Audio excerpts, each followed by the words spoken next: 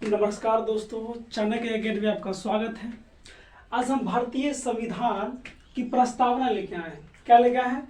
भारतीय संविधान की प्रस्तावना। जो भारत में जो भी एग्जाम होता है, कॉम्पिटिटिव एग्जाम, जिसमें अगर भारत का जीके है तो उसमें आपको 20% क्वेश्चन भारत के संविधान से मिलेगा। भारत के संविधान से मिलेगा। तो संविधान पहले से पढ़ने से पहले हम लोग प्रस्तावना को जानते हैं। ठीक है, प्रस्तावना में भारत के संविधान का दर्शन होगा। क्या होगा दोस्तों? दर्शन होगा। तो आइए देखते हैं प्रस्तावना क्या कहता है। ठीक है, देखिए, कहता है हम भारत के लोग। कहाँ के लोग? हम मतलब हम जितने भारत के लोग हैं। ठीक है, हम भारत के लोग भारत को एक संपूर्ण प्रभुत्व संपन्न, यहाँ पे एक शब्द आया संपूर्ण प्रभुत्व संपन्न। इसका मतलब क्या होता है? संपूर्ण प्रभुत्व संपन्न का अर्थ होता है एक ऐसा देश जिसके पास अपनी कानून व्यवस्था हो। ठीक है, अपनी कानून व्यवस्था हो। वो किसी बाहरी देश के कानून व्यवस्था से कोई उसको मतलब नहीं होता है। न कोई बाहरी देश उसको किसी काम के लिए आदेश दे सकता है। ठीक है, ऐसे देश को हम क्या कहते हैं? संपूर्ण प्रभुत्व संपन्न, जिसपे बाहरी देश ना तो दबाव बना सकता है, न किसी कानून के लिए वो आदेश दे सकता है। ठीक है, वो खुद में क्या होता है? स्वतंत्र होता है, अपना कानून खुद से बना करके लागू करता है। ठीक है दोस्तों, तो इसे हम क्या कहते हैं? संपूर्ण प्रभुत्व संपन्न। हम लोग क्या है? संपूर्ण प्रभुत्व संपन्न है। ठीक है, लेकिन आज़ादी से पहले 1947 से पहले क्या भारत संपूर्ण प्रभुत्व संपन्न था? नहीं था। क्यों? क्योंकि यहाँ अंग्रेजों का कानून व्यवस्था यहाँ चलता था। ठीक है दोस्तों, तो संपूर्ण प्रभुत्व संपन्न का मतलब समझ गए। अगला है समाजवादी। क्या है? समाजवादी। ठीक है, हम कैसी व्यवस्था को अपना रहे हैं? समाजवादी। ठीक है, कैसी व्यवस्था को अपना रहे हैं? समाजवादी। इसका अर्थ हुआ कि सरकार लोक कल्याण की बात करेगी। किसकी बात करेगी? लोक कल्याण की बात करेगी। ठीक है, अगर इसकी बात करें हम तो देखिए यहाँ दो प्रकार का होता है। एक होता है पूंजीवादी व्यवस्था, एक होता है समाजवादी व्यवस्था। पूंजीवादी व्यवस्था में सरकार का हस्तक्षेप बहुत कम हो जाता है, लेकिन समाजवादी में ऐसा नहीं होता है। सरकार लोक कल्याण के लिए सोचती है। ठीक है, लोक कल्याण के लिए सोचती है, योजनाएं लाती है। तो क्या है? समाजवादी। उसके आगे क्या है? पंथ निरपेक्ष। क्या है? पंथ निरपेक्ष। पंथ निरपेक्ष का अर्थ होता है कि कोई भी एक विशेष धर्म का इस देश पे पूरा अधिकार नहीं है।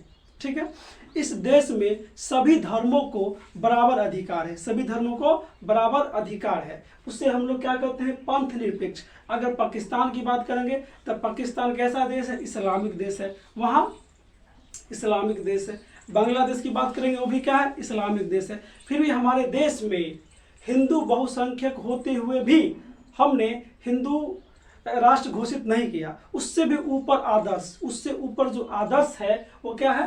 पंथ निरपेक्ष को हमने यहाँ अपनाया है।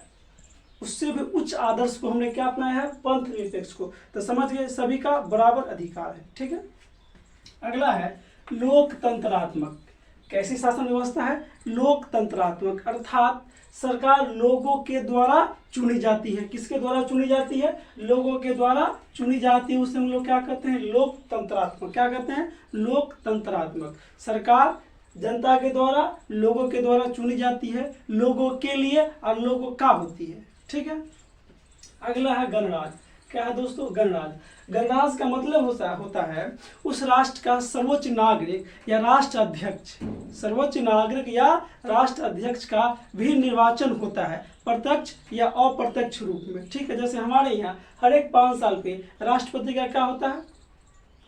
चुनाव होता है, अप्रत्यक्ष रूप में होता है। ठीक है, तो हम लोग क्या है? गणराज्य है। क्या है? गणराज्य। जबकि ब्रिटेन की बात करेंगे तो ब्रिटेन गणतंत्र न होकर, गणराज्य न होकर के वो राजतंत्र है। क्या है? राजतंत्र। वहाँ का राजा रानी जो क्वीन होता है और किंग होता है, उसका निर्वाचन नहीं होता है। ठीक है, वो वंशानुगत चलता है, लेकिन हमारे यहाँ ऐसा नहीं है, वंशानुगत नहीं चलता है। ठीक है, बनाने के लिए तथा उसके समस्त नागरिकों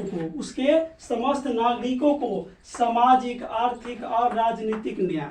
हम कितनी प्रकार की प्रस्तावना न्याय की बात कर रहे हैं? 3 प्रकार के। कौन कौन है?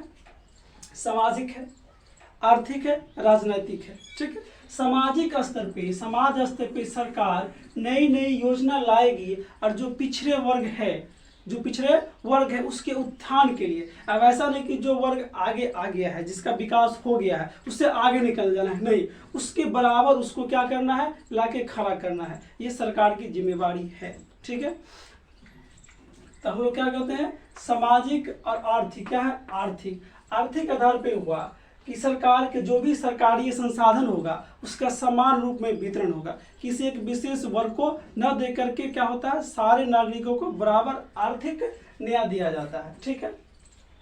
अगला है राजनीतिक न्याय। क्या है दोस्तों, राजनीतिक न्याय। राजनीतिक न्याय का मतलब हुआ कि यहाँ सभी लोगों के मतों का बराबर अधिकार है, चाहे गरीब हो चाहे अमीर हो, ठीक है, चाहे किसी भी वर्ग का हो, उसे बराबर अधिकार है। तो राजनीतिक न्याय कितने प्रकार के न्याय की बात करता है, सामाजिक, आर्थिक और राजनीतिक न्याय। अगला है विचार। क्या है, विचार, अभिव्यक्ति, विश्वास, धर्म और उपासना की स्वतंत्रता। हमारा प्रस्तावना कितनी प्रकार की स्वतंत्रता की बात करता है, 5। कौन कौन, विचार, आप अपना विचार जो है आप प्रकट कर सकते हैं, किसी विषय पे जो आपका अपना विचार है प्रकट कर सकते हैं, इसके लिए आप स्वतंत्र है।